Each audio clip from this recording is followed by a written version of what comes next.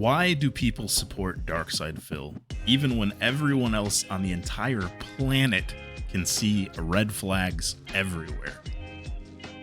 How can a creator have people dedicated to highlighting, showing, proving their ill-doing, but still have ardent defenders? How can a creator constantly get caught in lies, mistreat his own fans, beg for help financially, then openly waste the money on frivolous things, still make enough money to survive?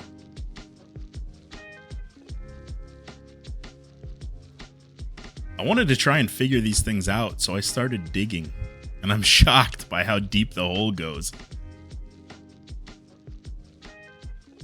Trying to figure out why DSP has fans and supporters is like trying to peel an onion made out of shit.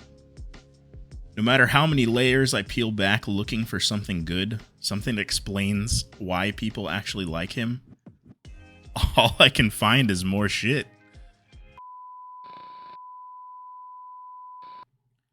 I've come to a few conclusions when trying to figure all this out, and I'm not going to bury the lead. I think the biggest and most important reason that Phil still gets support is that he has a lot of fans who aren't the most normal people. The documentarian himself, June the King, was kind enough to give me a little quote about this. I asked him if he had any thoughts on why people support Phil or other creators like him, and this is what he had to say. Typically, they feel bad for them, or they are just comfort viewers that have been watching them for years, which also lends to their sympathetic nature. Some really just feel like they are trolling by sending donations with rude messages. Overall, many different intentions come into play, but a common trait is that they are not the most socially adept. I want to talk to you about flat Earth. You know the Earth isn't flat. I know the Earth isn't flat.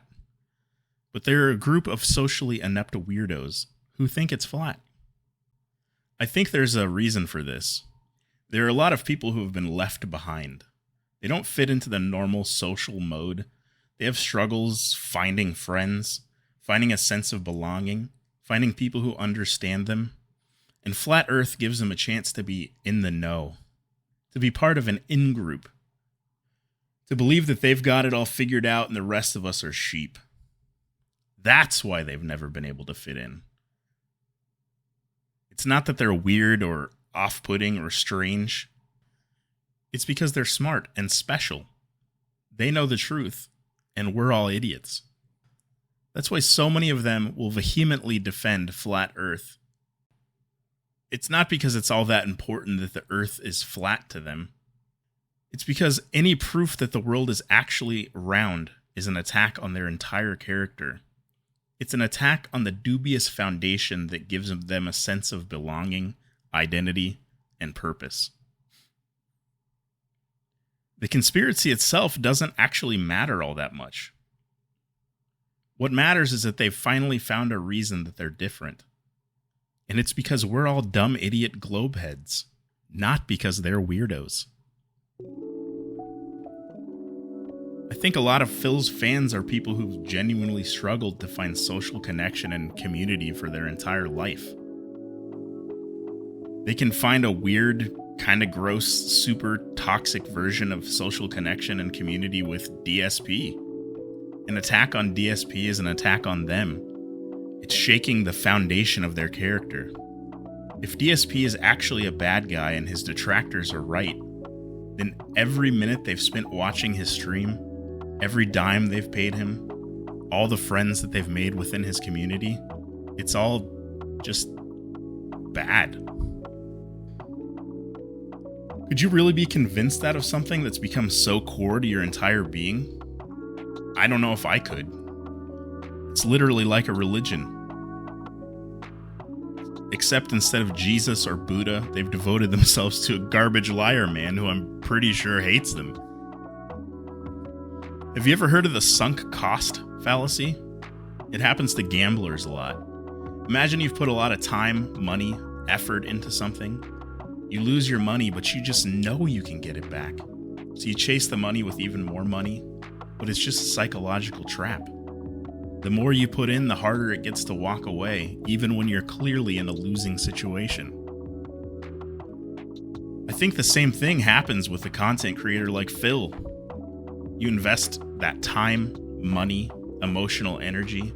You're not going to just turn away even when the creator is clearly a problematic liar.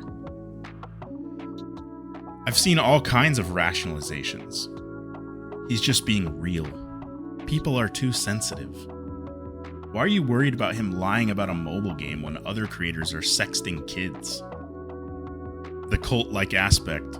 That's why I'm worried. I'm worried because I'm genuinely worried about you. You think you found a community and that you're protecting it by defending Phil. And by defending Phil, you're defending your own identity, your own sense of belonging. It's not about DSP being right or good. It's about you feeling like you're part of something bigger. Just like with Flat Earthers, I believe Phil's fans have found a community, a place to belong even when it's a bit twisted. Let's talk about how twisted it actually is.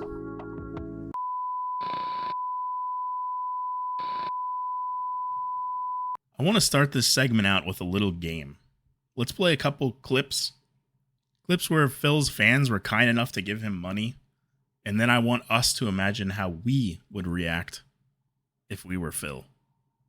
Now for this one, I can't be 100% sure if he gave a tip with this question or not, but basically a fan asked Phil if he would ever throw it back old style. Record a video, do a live stream using his old method of recording his screen with a camera.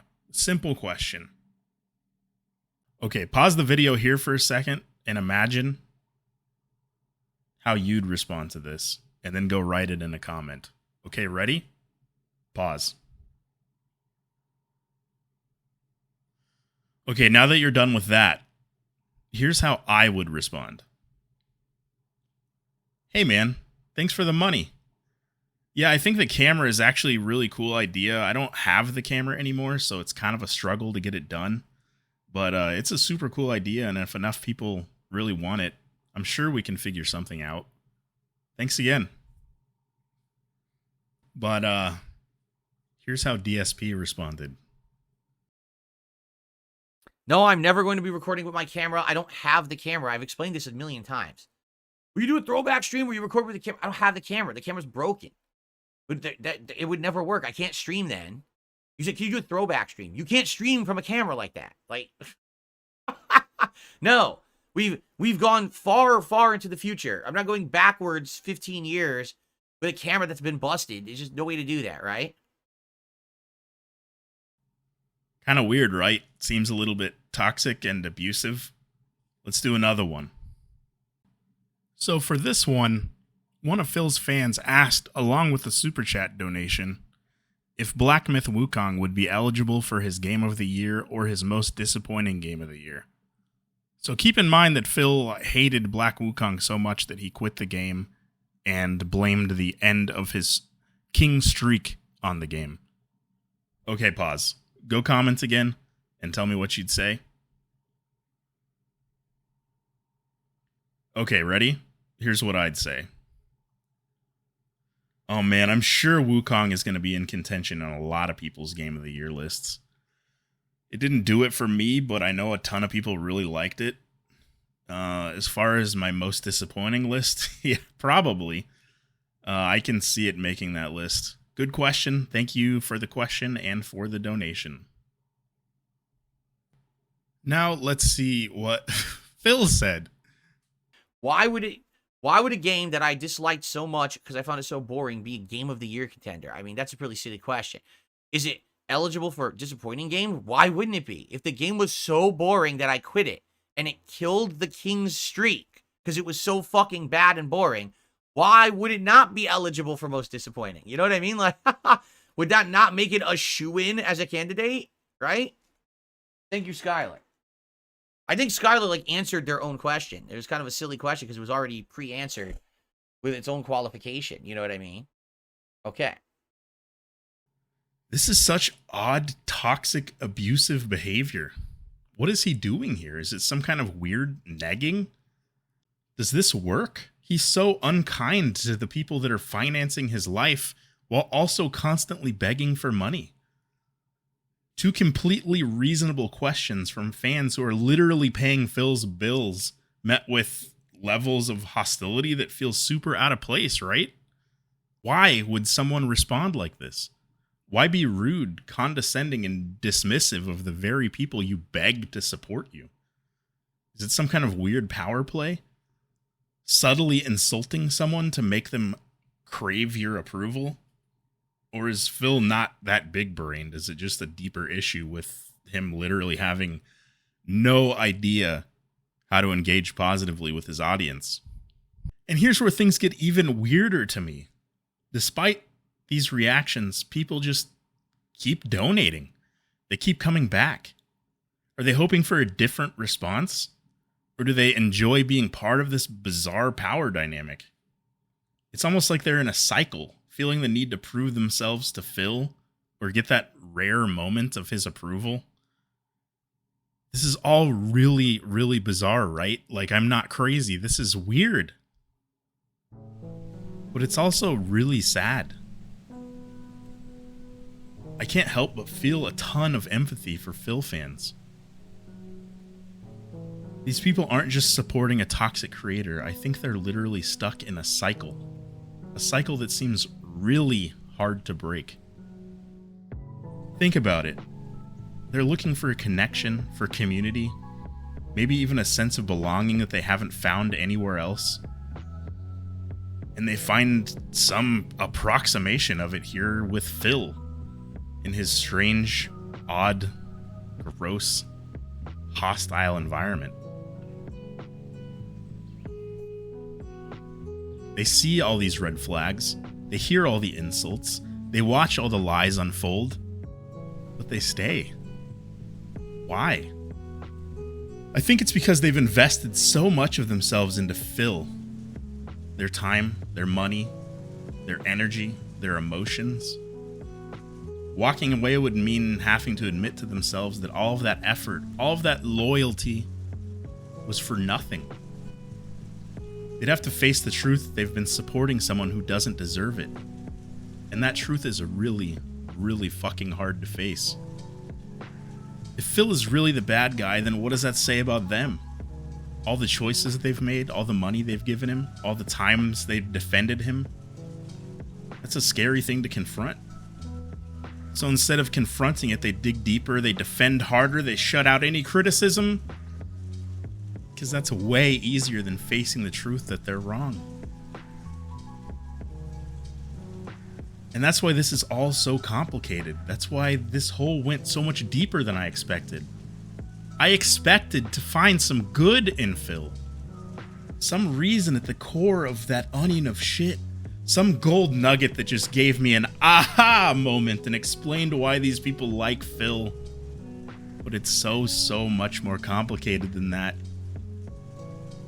It's easy to dismiss his fans as clueless or misguided, but it's really about human psychology. The need for belonging, the lengths we humans will go in order to protect our sense of self, our sense of community.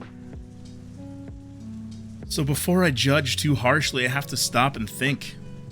How many times have I found myself supporting something or someone just because I'm too invested to back out? If you're watching this and you feel like you're caught in a cycle, be it with a creator, a partner, a friend who doesn't respect you, I want to tell you that it's okay to walk away. It's okay to rethink your choices and decide that you deserve better. It's not about the time or money you've put in or your emotional investment. That's all gone. It's all already gone. What it's all really about is understanding that you deserve better. And you have to decide where you want to go from here.